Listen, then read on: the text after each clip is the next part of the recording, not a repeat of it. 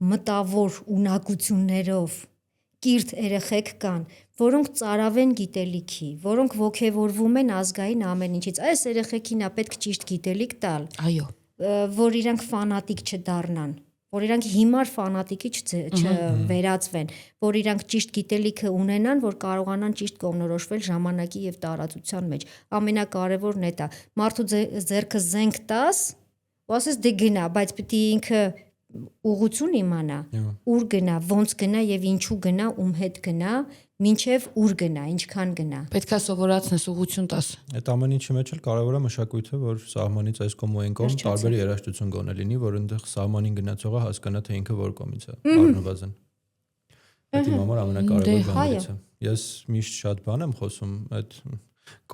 ծայրահեղական, հա, իմ դեպքում բոլորը գիտեն, ես ավելի ծայրահեղական եմ։ Ես մտածում եմ, որ այն մարդիկ, ովքեր որ Հայաստանի տարածքի ներսում երգում են երգեր, որը որ սահմանից այն կողմի մարդիկ են երգում ու ուրախանում են մեր դիակների վրա այդ երաժշտության ներքո,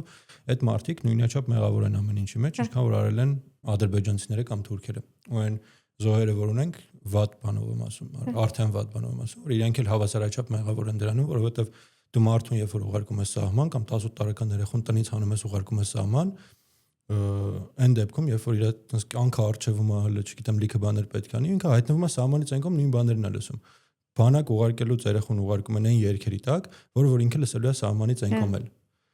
Իմ համար դա ամենավատ բաներից մեկն է, որը որ այսօր Հայաստանում տեղի է ունենում ու